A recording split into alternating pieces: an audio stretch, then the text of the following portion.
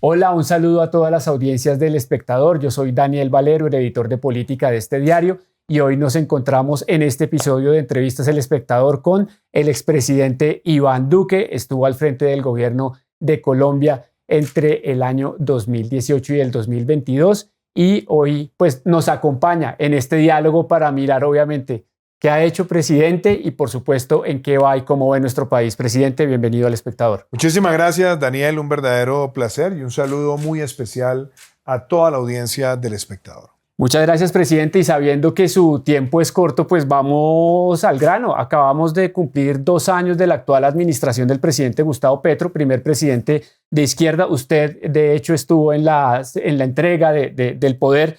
De una vez, ¿cómo ve el país, presidente? Bueno, yo quisiera de pronto, si usted me lo permite, hacer ahí algunas... Una salvedad. Unas salvedades. Por favor. Yo creo que a veces creo yo que históricamente necesario precisar que Colombia ha tenido presidentes que han tenido una orientación social muy significativa en el pasado. Tuvo López Pumarejo, la tuvo también el propio presidente Belisario Betancur, presidente Alfonso López Miquelsen. Es decir, yo creo que a veces cuando se dice presidente de izquierda, de pronto se deja de lado lo que realmente significa este gobierno, y es el primer gobierno demagógico que ha tenido Colombia. Que yo creo que esa sería una precisión importante para hacer, y la amarro con el balance de estos 2 años. Hemos tenido 2 años llenos de demagogia, lleno de propuestas que se hacen llamar progresistas, pero que se vuelven pobrecistas, porque empobrecen al país. La persecución al sector privado, la desmotivación de la inversión, la forma en la que se ha espantado muchas veces la presencia de inversiones significativas en sectores estratégicos, las distorsiones regulatorias, lo que se ha tratado de hacer con el sector de la salud, de sacar al sector privado para tratar de revivir esa vieja figura del seguro social, lo que se ha intentado hacer también con una reforma laboral pensada más en la élite sindical que en darle beneficios a los nuevos trabajadores de nuevas generaciones. Entonces yo creo que el balance, por lo menos económico, es desastroso. En seguridad, una desorientación total y un desánimo grande de la fuerza pública, porque se ve mucha más facilidad para ser contemplativos con los criminales que efectivos en la lucha contra ellos. Y creo que en términos también de lo que uno podría llamar la agenda social, pues es una agenda social que con bajos niveles de ejecución, poco o nada realmente ha tenido beneficios para quienes más lo necesitan. Presidente, una precisión rápida a propósito de esa salvedad. ¿No reconoce al presidente Gustavo Petro como un presidente de izquierda? Es que creo que es un presidente extremista. Porque es que, a ver, presidentes, en América Latina ha habido presidentes de izquierda que han tenido resultados y que han tenido un poco más de apego por la libertad y por la institucionalidad. Ricardo Lagos en Chile ha sido un presidente de izquierda. Tabaré Vázquez fue un presidente de izquierda, por mencionar tan solo algunos. Y usted veía que en la forma en la que ellos conducían el Estado, ellos no trataban de ideologizar las políticas públicas ni imprimirles sectarismo y demagogia. Entonces, claro que él se denomina de izquierda, o peor aún, es de extrema izquierda, porque es una izquierda demagógica, ideologizada, sectaria, hirsuta, que no reconoce los méritos en el sector privado, que trata de conducir la actividad económica atacando a quienes tienen capacidad productiva, que ha tratado de prácticamente liquidar por completo sectores que son fundamentales para el desarrollo económico. Y entonces creo que esa salvedad es importante hacerla. Presidente, también en la narrativa del presidente Gustavo Petro y de varios de sus gobiernos, de sus funcionarios de gobierno, excúseme, dice que el país tiene algunos signos negativos por cuenta de una herencia de la administración del presidente Iván Duque. A través del Espectador, ¿qué le responde al presidente Petro? Pues mire, a mí me parece, primero, como lo dije hace poco en un video, llevan 2 años con el retrovisor a toda hora. Pero yo le voy a decir 3 cosas muy elementales. Nosotros pasamos por una tragedia que fue la pandemia del COVID-19 en el año 2020. En enero del año entrante o en abril del año entrante ya habrán pasado 5 años desde que tuvimos que enfrentar esa tragedia. ¿Y cómo lo hicimos? Lo hicimos con gerencia, fortaleciendo el sistema de la salud, ayudando a la reactivación económica Y pasamos de un año muy doloroso, que fue el 2020, a un año 2021 con el mayor crecimiento económico de la historia de Colombia, más del 10%. Y dejamos agosto del año 2022 con una economía que estaba creciendo por encima del 8.5%. Es decir, año 2021 y año 2022, los 2 años de mayor crecimiento económico en la historia de nuestro país. Fuera de eso, inversiones en infraestructura que fueron no solamente históricas, sino que además es el gobierno que más kilómetros de carreteras ha inaugurado en nuestro país. Titulación de predios, dejamos la máxima titulación de predios que ha logrado un gobierno en Colombia para ese momento y logramos también las mayores exportaciones agrícolas registradas por Colombia. Dimos pasos sustanciales en lo que fue la transición energética, pasamos del 0.2% de nuestra matriz en energías renovables no convencionales a cerca del 14% entre proyectos concluidos y en ejecución. Y así podríamos seguir por muchas áreas. En vivienda, entregas históricas que además registran uno de los mejores años en materia de entrega de subsidios de vivienda y de construcción en nuestro país. Y hoy lo que nosotros vemos es una economía que lleva 2 años creciendo ahí pegadito del 1%, que no sirve para reducir estructuralmente la pobreza. Vemos inclusive en materia de seguridad, después de que nosotros enfrentamos a Pelusos, Caparros, Puntilleros, Clan del Golfo, logrando dar de baja muchos cabecillas, extraditar más de 1,000 narcotraficantes, tener récords en términos de erradicación, a prácticamente tener cifras irrisorias de erradicación para este año, que son 10,000 hectáreas. Entonces, la evidencia muestra lo que han sido las fallas estructurales de la gestión de este gobierno, que lo que más desearía yo es que mejoraran todos los indicadores. Bienvenido, de eso se trata, esa es la evolución de las políticas públicas. Pero aquí vemos el fracaso de una gestión, el fracaso de una ejecución y buscar siempre culpables. Es el yo no lo crié aplicado a todas las políticas que ha tratado de emplear este gobierno, que lo único que están haciendo es generar pánico, desazón y sobre todo hemos visto una salida masiva de capitales de Colombia. Y usted, presidente, en este balance que hace, que no lo noto para nada optimista, ¿algo le reconoce al presidente Petro en la gestión de estos 2 años? ¿Algún hito o logro que usted vea de su administración? Uno no puede tener opiniones hirsutas y cerreras, porque eso no ayuda a la construcción de democracia. Yo creo que, a ver, hay aspectos que son importantes. Creo que se le dio continuidad por lo menos al tema de la penetración de las tecnologías de 5G en materia de telecomunicaciones.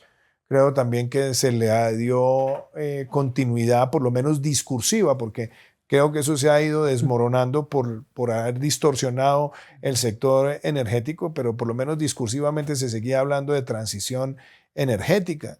Creo que inclusive hemos visto que algunos de los grandes proyectos que se han inaugurado en los últimos 2 años fueron proyectos que empezaron en nuestro gobierno y aunque no lo digan, pues es la evidencia la que muestra que esos proyectos no se hacen en 2 años, venían de atrás. Entonces, claro que hay cosas que hay que reconocer desde el punto de vista de haberle dado continuidad, pero a mí lo que me preocupa es que tratan de emplear la palabra progreso y lo que están generando es pobreza. Porque cuando usted ataca al sector privado, cuando usted ataca al empresario, cuando usted desincentiva al empresario, lo único que eso causa es menos inversión, menos contratación y, por supuesto, desaceleración de nuestra economía. Y nuestra economía está bastante desacelerada. ¿Cree que esto, el tema de las inversiones forzosas y todo esto de la reactivación económica puede ser un mensaje contradictorio en términos de la economía colombiana?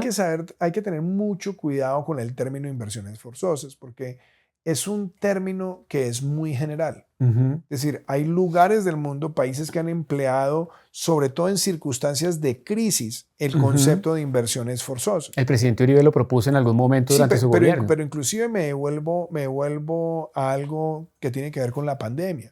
Durante el año 2020, cuando nosotros tuvimos que ir a enfrentar esa tragedia, nosotros dictamos un decreto, que era el decreto, si mal no recuerdo, el 560 del 2020, donde como teníamos que aumentar el déficit fiscal para enfrentar esa tragedia, teníamos que aumentar los niveles de deuda para enfrentar esa tragedia, nosotros sacamos adelante un decreto de emergencia económica que pasó por revisión de constitucionalidad, donde se creó un vehículo de inversión obligatoria, donde ¿qué hicimos? Le dijimos a los bancos, mire, vamos a reducir el encaje para que ellos tuvieran un poco más de liquidez y les dijimos, venga, compren unos títulos de solidaridad, los famosos TDS.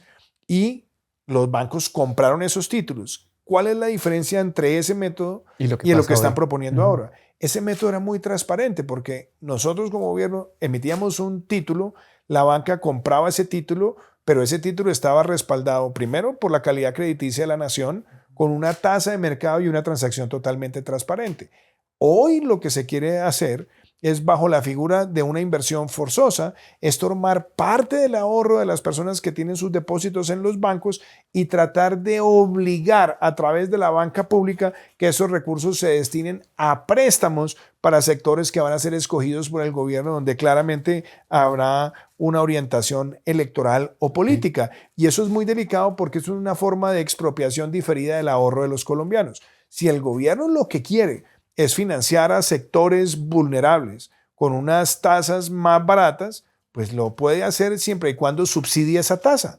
Porque usted lo que no le puede decir a un banco es, mire, préstele a esta persona más barato y préstele más barato sobre la base de que usted ya no va a contemplar los escenarios de riesgo ni va a cubrir todos sus costos, porque si eso pasa, lo que está deteriorando es el ahorro de millones de personas. Entonces, mi sugerencia es, si el gobierno quiere realmente ayudar a los más vulnerables, subsidie la tasa, que lo hemos hecho muchos gobiernos para a la micro, pequeña y mediana empresa o, por ejemplo, para los campesinos. Se puede subsidiar la tasa, pero se hace de manera transparente. El problema es que el gobierno hoy no lo va a poder hacer porque ya se está volando la regla fiscal, no tiene espacio fiscal y entonces está acudiendo a estos métodos para convertir, como lo hizo con las pensiones y ahora con los ahorros, en una plata que se convierta en cajero automático del gobierno, y esa es una gran irresponsabilidad. Casi que su llamado al Congreso y a las Cortes es que no permitan que se dé ese paso. Así es.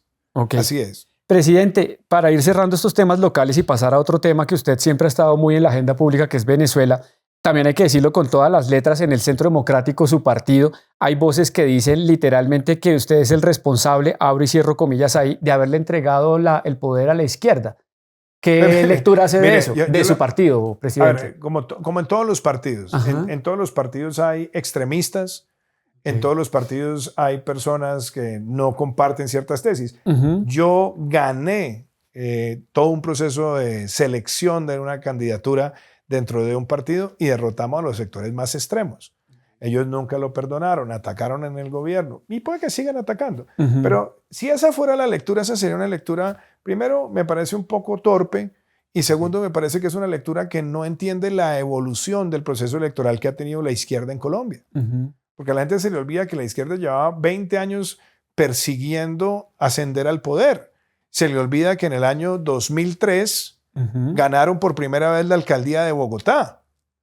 Eso fue en el año 2003. Sí. Se les olvida también que en el año 2003 el Polo Democrático fue tercero en las elecciones. Se les olvida que en el 2006 el Polo Democrático fue segundo en las elecciones con Carlos Gaviria y que en el 2007 volvieron a ganar la alcaldía de Bogotá. Y se les olvida además que en el 2011, después de haber quedado segundo Antanas Mocus y cuarto también en ese momento con la aspiración presidencial de Gustavo Petro, ganó Gustavo Petro la alcaldía de Bogotá. Y entonces viene de un proceso ascendente. Gustavo Petro fue derrotado por mí en el año 2018 con una diferencia de más de 2 millones de votos, pero él sacó 8 millones de votos. Era un proceso político que estaba en gestación y desafortunadamente no hubo un candidato que lograra en el año 2022 representar un centro liberal de pensamiento donde estuviera afincados los valores que históricamente se habían defendido en el marco de la Constitución del 91, y él gana las elecciones. Pero no nos podemos quedar en ese juicio. Hemos visto cómo en todo este continente, prácticamente desde Estados Unidos hasta la Argentina, en los procesos electorales han venido ganando opositores con muy contadas excepciones. Entonces, tratar de echar la responsabilidad, pues yo no sé a quién le sirva y para qué le sirva. Lo que es importante ahora es no seguir anclados en el pasado y más bien pensar en el 2026. Y pensar en que este país, dejemos los egos a un lado, dejemos las pequeñas diferencias a un lado y concentrémonos en que aquí haya una verdadera expresión de una gran alianza para la recuperación de nuestra democracia, de nuestra economía y de la agenda social en Colombia. Quería preguntarle antes de ir a eso, ¿cómo está su relación con el expresidente Álvaro Uribe y con el mismo Centro Democrático? Vea, yo por el expresidente Uribe no tengo sino aprecio, amistad, cariño. Se hablan, se ven. Sí. Okay. Hemos tratado de mantener cordialidad en nuestra relación. Hemos coincidido recientemente en algunos lugares. Le tengo especial aprecio y no solamente eso, considero que es una de las personas que más le ha servido a nuestro país en el plano de la política. Una persona que es patriótica y que tiene inmenso apego por contribuir a nuestro país de manera permanente. Con el partido he tratado también de mantener buenas relaciones, con todo de que hoy no hago ningún tipo de activismo partidista. Y creo que los partidos son muy importantes para el fortalecimiento de la democracia, pero también creo que de cara al 2026 tenemos que pensar por encima de los partidos y pensar en la patria por encima de los partidos. ¿Todavía tiene el carnet del Centro Democrático, presidente? Yo tengo carnet hace mucho rato. ¿Y lo va a seguir teniendo? Pues yo sigo siendo miembro de mi partido, no solamente miembro fundador de mi partido, sino además el único presidente que ha sido elegido con ese partido. Entonces tengo una responsabilidad, como le digo, no soy activista desde el lado del partido, no estoy en el día a día de la actividad del partido. Creo que el partido tiene no solamente vocación de poder, y espero que el partido también siga renovando sus líneas de liderazgo y que siga abriendo espacios a nuevas visiones, a nuevos líderes en todo el territorio nacional y que siga siendo una opción de poder para Colombia. Última pregunta de temas locales, y es: usted habla de Alianza Nacional Republicana, dijo en Asobancaria. Mastíquenos un poco eso. ¿Eso es qué? ¿Alianzas de varios sectores de centro, de derecha? ¿Qué es? Esto tiene que ser una alianza en torno a principios, porque muchas personas tratan siempre de sobresimplificar la política y creen que entonces se trata simplemente de hablar izquierda, derecha. No, hay que hablar de los temas de fondo. De país. Entonces, los temas de fondo, ¿cuáles son? Aquí se necesita, número uno, una defensa sincera, no claudicante y no vergonzante del principio de la democracia, la separación de poderes y el fortalecimiento institucional en el marco de la Constitución. Segundo, de la seguridad como valor democrático y como bien público. Tercero, una defensa de la economía de mercado, donde haya transparencia, estabilidad regulatoria, donde al empresario se le vea como un aliado en el desarrollo y no como una persona a perseguir por conceptos de prejuicios ideológicos. Y algo muy importante, una agenda social que sea sostenible, replicable, escalable y basada también en una buena gerencia de los recursos públicos. Y por supuesto también la lucha frontal e indeclinable contra la corrupción. Con esos 5 principios deberíamos ser capaces de convocar a todos los sectores y no estar nosotros con egos, y sobre todo donde los expresidentes no estemos jugando un papel de selección de candidatos, sino de contribuir eventualmente con nuestra experiencia, con nuestro conocimiento y con el amor que tenemos con el país, a que quien gane dentro de esa concepción tenga garantizado un apoyo, porque para reconstruir todo lo que se ha destruido en estos 2 años, pues se requiere pensar más allá de los partidos políticos y pensar es en las grandes coincidencias y no seguir ahondando en las pequeñas diferencias. Como lo dijo alguien en algún artículo, el narcisismo de las pequeñas diferencias ha llevado muchas veces a que los sistemas democráticos en América Latina colapsen y le han dado espacio a que la demagogia y el populismo triunfen. Presidente, pero los expresidentes, como es su caso, también tienen afinidades. Denos unos nombres. ¿A quién ven eso? No, yo no me voy a poner a darle nombres. Muy temprano todavía. Primero, considero que no es prudente. Okay. Y segundo, considero que no es una buena lectura del momento ponernos a tirar nombres. Nombres hay. Hay muchas personas, hay muchos hombres, hay muchas mujeres que en este momento han expresado el deseo de estar allí, o algunas personas que también están empezando a ser mencionadas. Entonces, dejemos que eso se dé. Ahora, personalmente, yo quisiera que en el año 2025 estén todos estos nombres afuera, que empiece a darse un espacio de debate, de discusión en torno a ideas, que podamos liquidar esa política de campaña negra, de persecución, de difamación, y nos concentremos en las ideas y le demos al pueblo colombiano la posibilidad de tener una campaña que tenga el respeto como un eje central de hacer buena política, pero que permitamos que las ideas en torno a estos principios sean las que marquen la conexión emocional del pueblo colombiano con quien sea su próximo presidente o presidenta. Presidente, usted también está muy en la agenda pública en términos de lo que está sucediendo en Venezuela. Las elecciones del 28 de julio están en duda por varios países. Colombia, a través del presidente Gustavo Petro, con el Brasil de Luis Ignacio Lula y el México de Andrés Manuel López Obrador, están intentando hacer una mediación. ¿Qué lectura tiene? ¿Qué va a pasar, presidente? Yo creo que hay que partir de una base. Por favor. Dudas no hay. Ganó Edmundo González. Ok. Ganó y ganó pese a todas las adversidades. Maduro quería hacer unas elecciones para volvérselas a robar, ganar legitimidad y posar de demócrata. Y la resistencia democrática eligió a María Corina Machado, la inhabilitaron a Corina Lloris, persiguieron a su equipo, no dejaron que estuvieran presentes observadores independientes internacionales, no les permitían el ingreso al CNE, y a pesar de todas esas adversidades, incluyendo el no acceso a los medios de comunicación y la persecución a todo aquel que les brindara alimentación o hospedaje, a pesar de todo eso, hicieron una labor titánica y heroica que fue movilizar en todo el territorio un ejército de testigos electorales que logró tomarle fotos y logró proteger las actas, que ya suman más del 83% de todas las actas, con una diferencia de más de 30 puntos, que permite hoy decir con claridad que el presidente legítimo de Venezuela es Edmundo González. Esa es la primera realidad. Okay. La segunda realidad es que Maduro se iba a robar esto como fuera, y ha buscado siempre que Colombia, México y Brasil sean obsecuentes y sean los primeros que se den a reconocer su triunfo. Solamente lo hizo México. Ni Brasil ni Colombia se han atrevido a reconocerlo, porque es tan evidente lo que hay hoy en materia de actas disponibles en línea que hacerlo sería realmente convertirse en cómplices de un delito. Y no solamente de un delito, es cercenar las libertades de millones de personas. Pero de ahí a pensar que hay una mediación que está avanzando con celeridad, yo no lo creo, porque ya vamos prácticamente a 3 semanas y ya es claro la disponibilidad de esas actas a través de las plataformas digitales. Ya es clara la victoria de Edmundo González y siguen encarcelando, persiguiendo, arreciando toda la represión.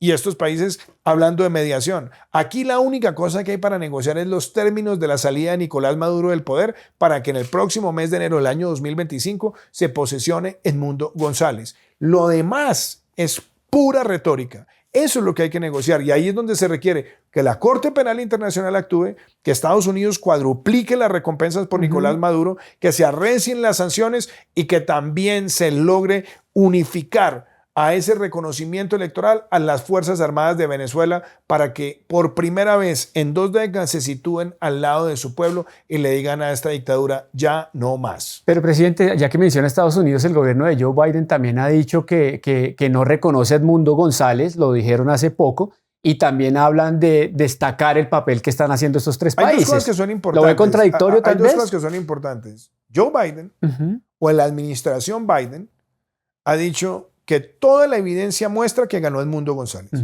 Pero no lo ha reconocido. Pero han dicho eso. La Unión Europea también ha dicho eso.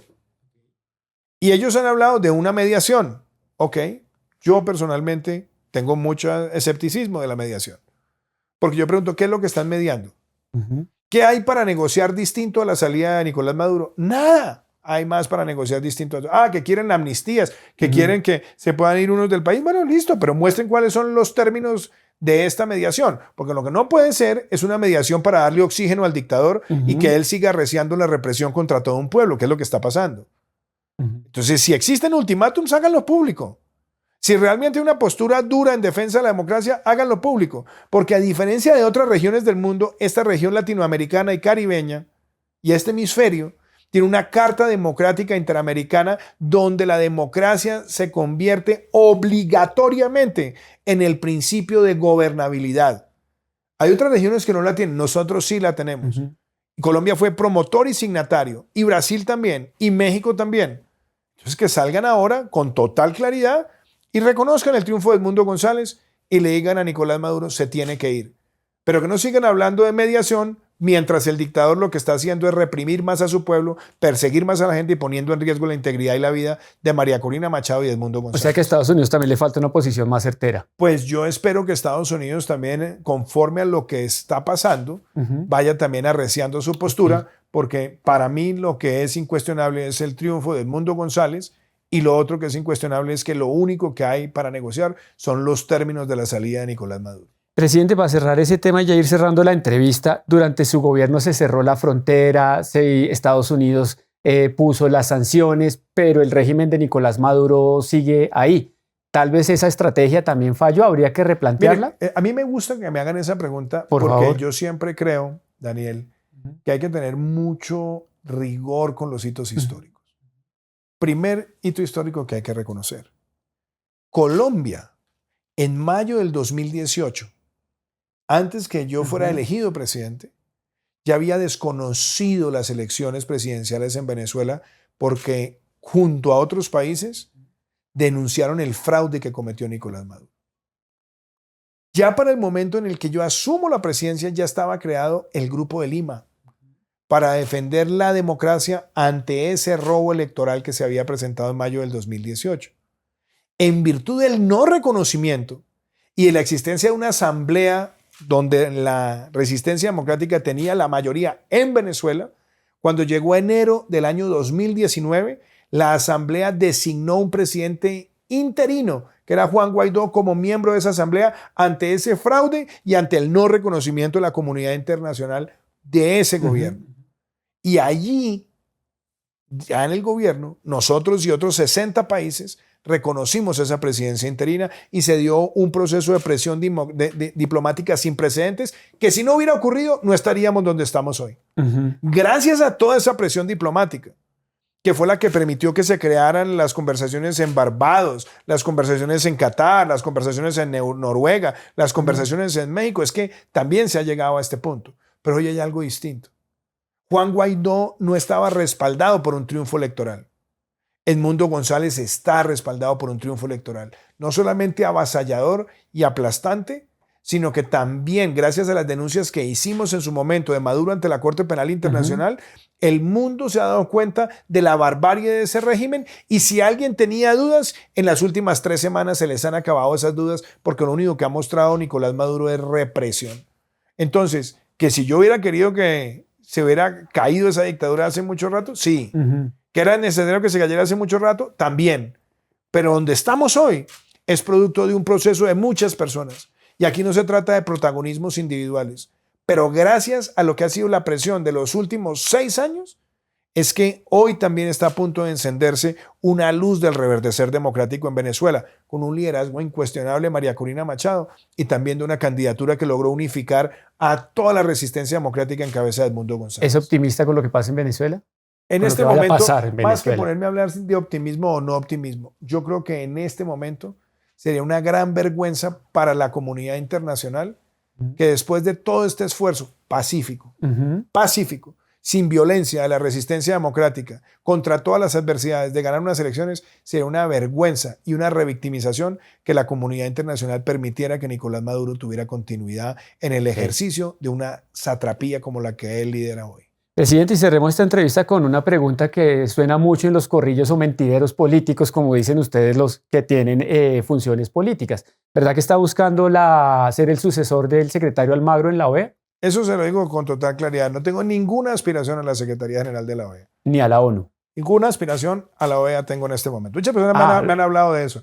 Y de hecho, frente a la ONU también lo quiero decir, tanta especulación. El proceso de selección del secretario general se debe cumplir en el año 2026. Dejen que el secretario Guterres cumpla su tarea. Y concentrémonos más bien en este momento, en lugar de hablar de quién va a ser el secretario general, de qué necesita la Organización de Naciones Unidas también para innovar, para fortalecerse. Porque yo creo que hay unos llamados de alerta que son muy claros. Primero, lo que ha pasado en Ucrania. Yo creo que esto amerita también una revisión integral de cómo funciona la organización. Que un miembro permanente del Seguro de Seguridad, como Rusia, haya detonado un genocidio que no para contra todo un pueblo, pues eso también debería hacer reflexiones de qué herramientas tiene la organización cuando esas cosas pasan. O también algo que es muy importante, cómo puede también la organización tener una labor preventiva para evitar estos conflictos que tanto daño están generando en distintos lugares del mundo. Y creo que la organización tiene que jugar un papel muy importante, sin sesgos, para que la situación en el Medio Oriente pueda desembocar realmente en una solución de 2 estados, donde esté el Estado de Israel, hay un Estado palestino, pero donde no esté la amenaza latente de Hamás, que es la que siempre ha conspirado contra esa solución. y también una organización que necesita fortalecer sus mecanismos de decisión, sus mecanismos financieros, la forma en la que dispone recursos y políticas para fortalecer los temas donde se requiere hoy más acción, cambio climático, manejo humanitario, migración, etc. Esa yo creo que debería ser la concentración hoy de la comunidad internacional y no solamente quién va a ser el secretario general, porque eso depende primero de una cantidad de consensos, de candidaturas, etc. Yo soy un creyente en que las Naciones Unidas son necesarias para mantener la paz mundial. Pero para que las Naciones Unidas puedan garantizar un papel protagónico en preservar la paz mundial, se necesita una nueva arquitectura de la organización y es allí donde yo creo que tenemos que concentrar nuestras energías. Se le ve más analítico de la ONU que de la OEA, presidente. Tengo gran respeto por la OEA, Daniel, pero también creo que la OEA ha pasado por unos momentos muy complejos. ¿Por qué? Porque salvo las últimas 2 semanas, cuando ya empezó a arreciarse el discurso de la comunidad internacional contra este robo que quería configurar Nicolás Maduro, vimos a la OEA muy quedada durante una semana, muy quedada en el discurso. Y creo que en buena hora, en buen momento, el secretario general volvió a hablar de las denuncias ante la Corte Penal Internacional. Empezó también a denunciar estos atropellos. Vimos que el sistema de cortes interamericano, la Corte y la Comisión empezaron a pronunciarse, que los observadores electorales también empezaron a validar esas actas que están disponibles en línea. Pero yo hubiera querido una OEA que estuviera mucho más activa en todo este proceso, que no hubiera dejado llegar las cosas hasta este punto. Ahora, que hoy está haciendo lo correcto, sí, pero esperamos también que el liderazgo del secretario general se vea en que pronto logremos, ¿verdad?, una resolución que condene todo esto que está pasando en Venezuela y que haga también un llamado para que se restablezca la democracia con Edmundo González como presidente electo del pueblo venezolano. Oiga, presidente, muchas gracias por estar aquí en las audiencias del Espectador. El diario no dialogaba hace mucho tiempo con usted y necesitábamos también saber en qué estado y opinión y movimientos está quien acaba de ser presidente de la República antes de estos 2 años que llevara el presidente Gustavo Petro. Muchas gracias por esa entrevista. Muchísimas gracias, Daniel. Y déjeme cerrar con esto porque me parece importante. Usted me ha preguntado mucho de candidaturas y eso. Hoy tengo un proyecto de vida muy importante que es la Fundación Innovación para el Desarrollo, la Fundación I+D, donde estamos formando a jóvenes innovadores sociales en la Colombia profunda. Y también la tarea que estamos cumpliendo desde la iniciativa Concordia por la Amazonía, también con el trabajo con la Fundación, el Bezos Earth Fund, el Fondo Bezos para el Planeta, con WRI, con Conservación Internacional, y es construir una alianza de sector público y sector privado para que logremos que en la Amazonía tengamos 0 deforestación para el año 2030. Eso es un esfuerzo que requiere de gobiernos, de empresas, de gobernadores, de alcaldes, pero si esto no ocurre, lo que vamos a ver es que la Amazonía va a dejar de ser un muro de contención y se va a convertir en una región que sea emisora neta de gases de efecto invernadero. Y desde la iniciativa que estamos liderando con Concordia, queremos propiciar estas intervenciones en los países y estamos muy contentos de haber visto recientemente, por ejemplo, cómo Guyana se ha comprometido no solamente en duplicar sus áreas protegidas, en proteger todo su territorio amazónico, sino también buscar mecanismos de compensación a las comunidades indígenas que ayuden a conservar esos santuarios de biodiversidad. Entonces son 2 temas que a mí me mueven la agenda y algo que puedo decir con orgullo. No tengo en este momento ningún tipo ni de vanidad ni aspiración personal que esté por encima del deseo de servir desde todos estos frentes. Presidente, muchas gracias por su tiempo. Muchas gracias. Bueno, y a ustedes muchas gracias por habernos acompañado en esta emisión de Entrevistas El Espectador. Conéctense en www.elespectador.com y a través de las redes sociales para que estén informados minuto a minuto de lo que pasa en Colombia y obviamente pues en el mundo. Hasta una próxima oportunidad. Mil gracias.